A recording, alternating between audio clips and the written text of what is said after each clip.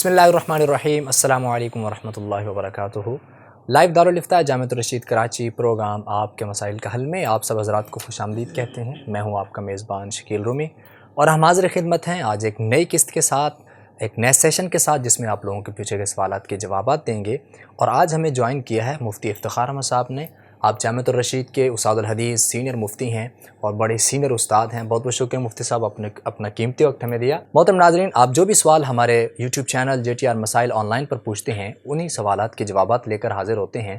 تو چلتے ہیں آج کے اپنے سوالات کی سیگمنٹ کی طرف۔ ہمارا آج کا پہلا سوال ہے، احمد صاحب فرانس سے پوچھتے ہیں، مسواک کے معیار کے بارے وضاحت فرمائیں، یعنی اس کی لمبائی، چوڑائی، موٹائی کتنی ہونی چاہیے؟ بسم اللہ الرحمن الرحیم، نحمدہ ونصلی ونسلم علی رسولہ الکریم، اما بعد۔ پہلی بات تو یہ ہے کہ مسواک کرنا سنت ہے، اور نماز سے پہلے مسواک جب وضو کرنا ہو تو اس وقت کرنا چاہیے۔ اور اس کی موٹائی اور لمبائی کے بارے میں یہ ہے کہ جو ہاتھ کی چھوٹی انگلی ہے اس کے برابر اس کی موٹائی ہو، اور ایک بالش اس کی لمبائی ہو۔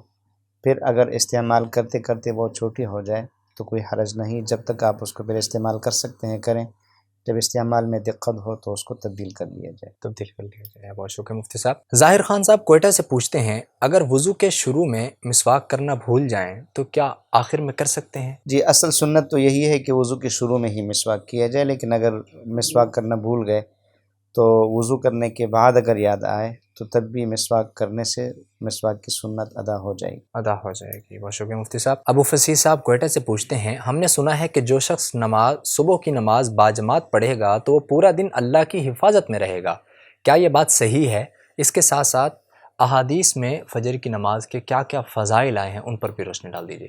جی، یہ بات صحیح ہے۔ صحیح مسلم کی روایت ہے جس میں نبی کریم صلی اللہ علیہ وسلم نے ارشاد فرمایا، من صلی صلاۃ الصبح فہو فی ذمۃ اللہ، کہ جس نے فجر کی نماز پڑھ لی تو وہ اللہ کے ذمہ میں ہو گیا، اللہ کے امان اور حفاظت میں اور حصار میں ہو گیا ہے۔ فلا یطلبنکم اللہ من ذمتہ بشیء، کہیں ایسا نہ ہو کہ اللہ تعالیٰ تم سے مطالبہ کرے اپنے ذمہ کے بارے میں کسی چیز کا۔ مطلب یہ ہے کہ اب وہ اللہ کے امان میں ہے، لہٰذا اس کو نقصان نہ پہنچایا جائے۔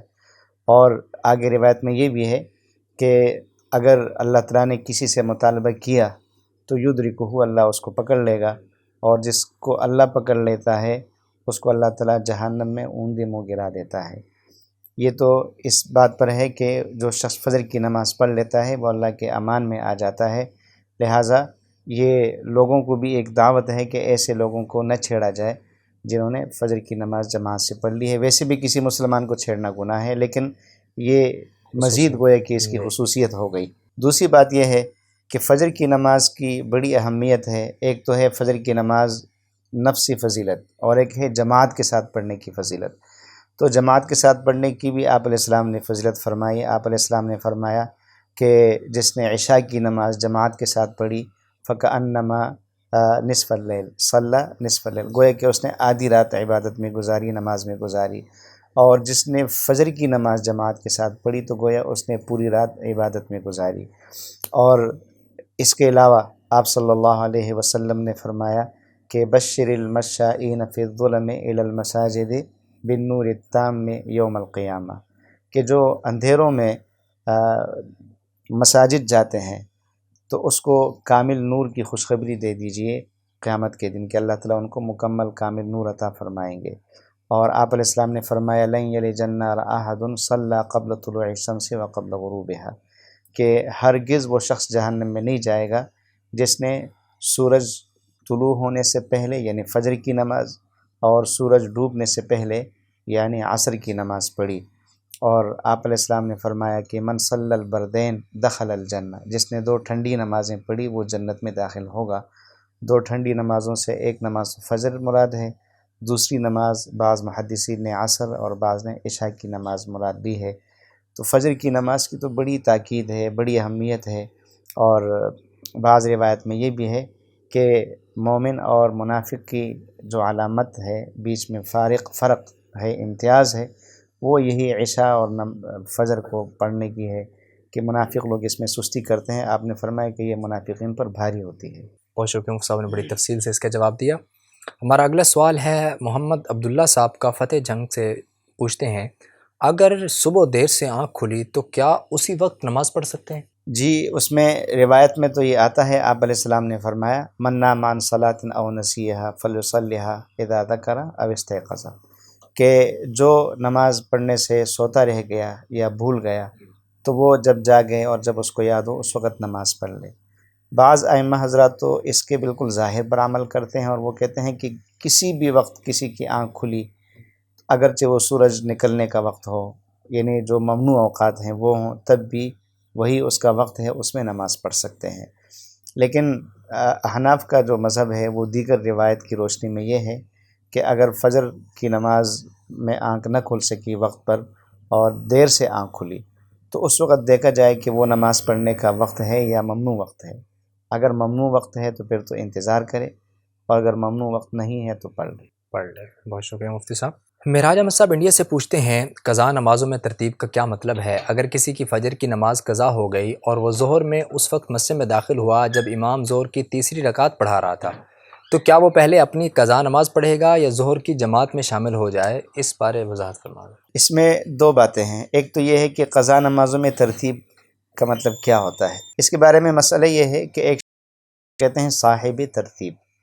صاحب ترتیب وہ شخص کہلاتا ہے کہ جس کے ذمے کوئی قضا نماز نہ ہو، نمبر ایک، یا ہو لیکن وہ ان تمام نمازوں کو پڑھ چکا ہو اور اب اس کے ذمے کوئی نماز باقی قضا نہیں رہی، یا کسی کے ذمے قضا نمازیں ہیں لیکن وہ 6 سے کم ہے، یعنی 1 ہے، 2 ہے، 3 ہے، 4 ہے یا 5 ہے، حد تکرار میں نمازیں نہیں گئی، یعنی 5 سے 6 نہیں ہوگی، 5 ہے، تو ایسا شخص شریعت کے اصطلاح میں صاحب ترتیب کہلاتا ہے۔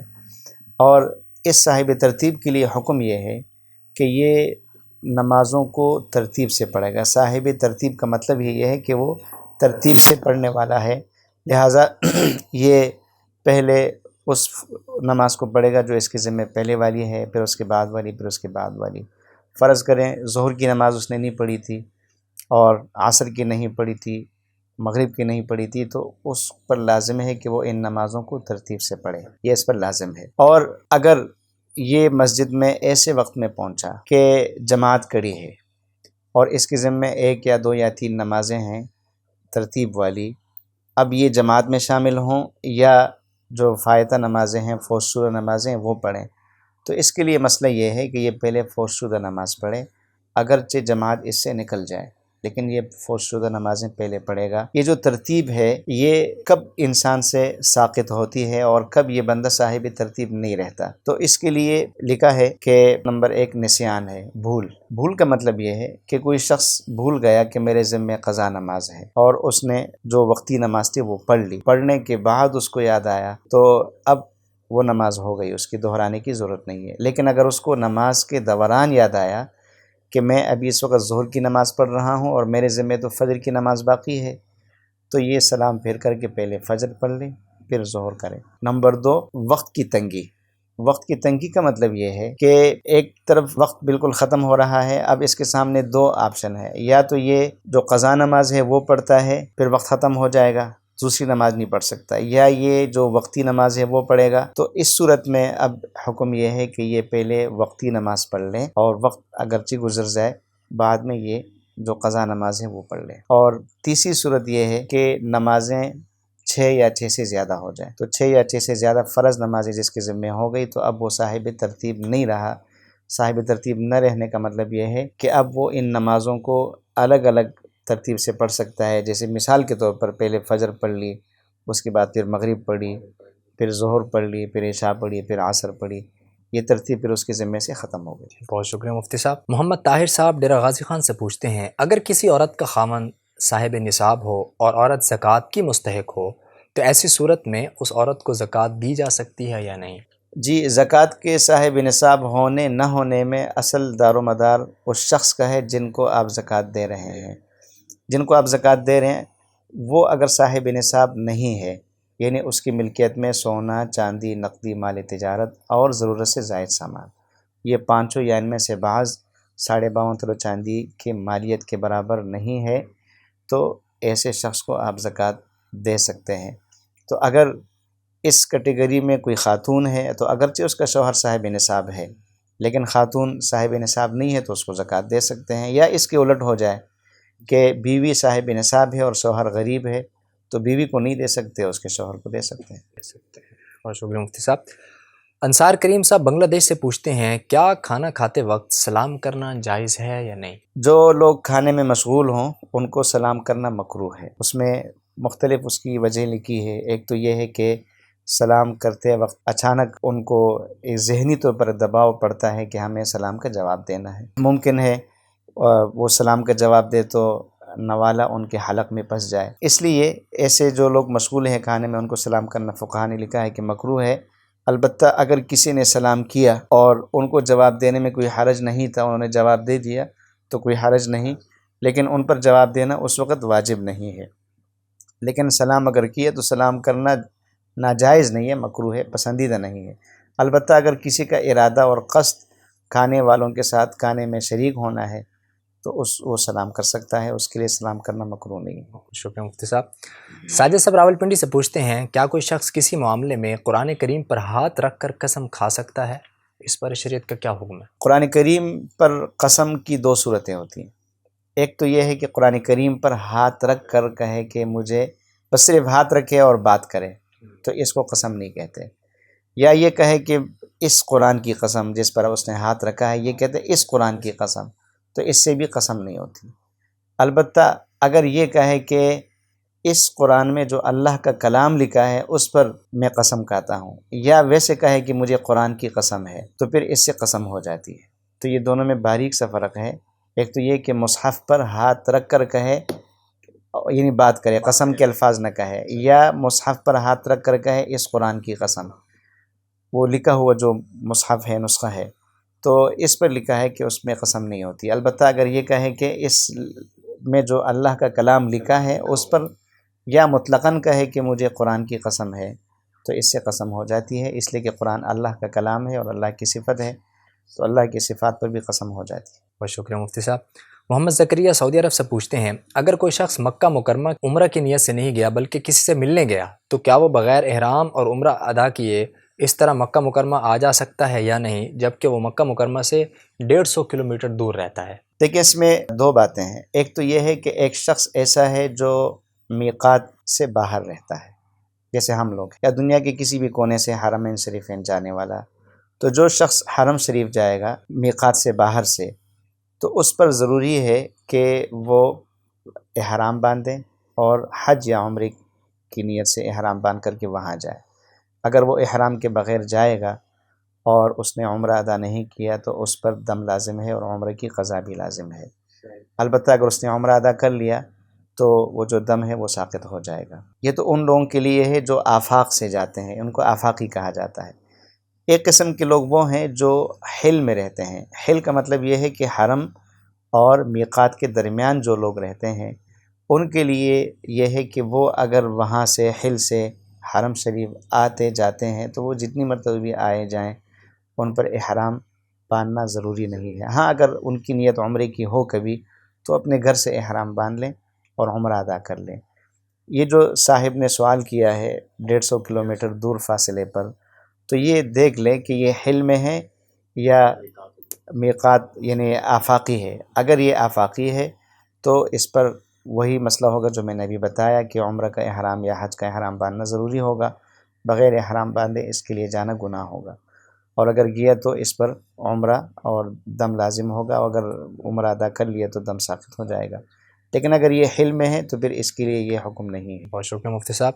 محترم ناظرین، ہمارے آج کے سیشن کا آخری سوال ہے، حبیب اللہ صاحب دبئی سے پوچھتے ہیں نمازی کے سامنے سے کتنے فاصلے سے گزر سکتے ہیں؟ نیز نمازی کو اپنے سامنے کوئی چیز اگر رکھنی ہے تو کتنی لمبی رکھنی چاہیے؟ عام طور پر جو مسجدیں ہوتی ہیں اگر وہ 3600 مربع فٹ سے کم ہو تو ایسی صورت میں وہ چھوٹی مسجد کہلاتی ہے، یا وہ کسی ایسے برآمدے میں ہے، کسی صحن میں ہے جو 3600 مربع فٹ سے کم ہے، تو ایسی صورت میں تو اس نمازی کے سامنے کسی بھی جگہ سے گزرنا جائز نہیں ہے جب تک کہ اس کے سامنے کوئی سترہ نہ ہو۔ اور اگر وہ مسجد کبیر ہے یعنی 3600 مربع فٹ یا اس سے بڑی مسجد ہے تو ایسی صورت میں 2 فٹ کا فاصلہ، 2 صف کا فاصلہ، 2 فٹ نہیں، 2 صف کا یعنی 8 فٹ کا فاصلہ چھوڑ کر کے گزر سکتے ہیں۔ البتہ کبھی یہ ہوتا ہے کہ رش بہت زیادہ ہوتا ہے اور کوئی ستر بھی نہیں ہوتا، تو ایسی صورت میں حرج کی صورت میں بعض حضرات نے یہ لکھا ہے کہ جو موضع سجود ہے، یعنی جہاں نمازی سجدہ کرتا ہے، اس سے باہر گزر سکتے ہیں بوقت ضرورت۔ تو ایسی صورت میں اب جیسے حرمین شریفین ہے، اب مسجد حرام میں لوگ طواف کر رہے ہوتے ہیں تو وہاں سترے کا انتظام نہیں ہو سکتا، تو وہاں جو موضع سجدہ ہے گزرنے والوں کو چاہیے کہ اس سے باہر گزریں، اس کے اندر سے احتیاط کریں۔ بوقت ضرورت سترہ کی مختلف شکلیں ہو سکتی ہیں۔ اصل سترے کا حکم تو یہ ہے کہ وہ 1.5 فٹ ہو، 1 ذراع شرعی، اور ایک شرعی گز جو ہے وہ تقریباً 1.5 فٹ ہوتا ہے، تو 1.5 فٹ انگلی کے برابر موٹائی والا وہ نمازی اپنے سامنے دائیں یا بائیں کڑی کر دے تو یہ سترے کا قائم مقام ہو جائے گا، یعنی یہ سترہ ہے۔ لیکن اگر کبھی اس مقدار کا نہ ملے اس کو، تو کوئی بھی چڑی اگر وہ سامنے رکھ دیں، طولن بھی رکھ سکتے ہیں، عرضن بھی رکھ سکتے ہیں، یعنی قبلہ رخ بھی رکھ سکتے ہیں اور یوں بھی لٹا کر رکھ سکتے ہیں، قبلہ رخ رکھنا زیادہ بہتر ہے۔ یا اگر چڑی نہ ہو تو کوئی رومال، کوئی کپڑا اگر رکھ دیں یا کوئی تکیہ رکھ دیں۔ بعض حضرات نے لکھا ہے کہ بوقت ضرورت نمازی مصلی بچاتا ہے، وہ بھی سترے کا قائم مقام ہو جاتا ہے۔ احسن فتاویٰ میں اس کی یہ مختلف صورتیں لکھی ہیں۔ بہت شکریہ مفتی صاحب نے بڑی تفصیل سے تمام سوالات کے جوابات دیے۔ محترم ناظرین، ہمارا آج کا سیگمنٹ اسی کے ساتھ اختتام کو پہنچتا ہے۔ اگر آپ کوئی سوال پوچھنا چاہتے ہیں، کسی بھی چیز سے متعلق شرعی رہنمائی چاہتے ہیں، تو آپ ہمارے یوٹیوب چینل JTR مسائل آن لائن پر جا کر کمنٹ بار میں اپنا سوال لکھ سکتے ہیں۔ انشاءاللہ آئندہ نشستوں میں آپ کو آپ کے سوال کا جواب دیا جائے گا۔ اگلی نشست تک کے لیے دیجیے اجازت۔ السلام علیکم ورحمۃ اللہ وبرکاتہ۔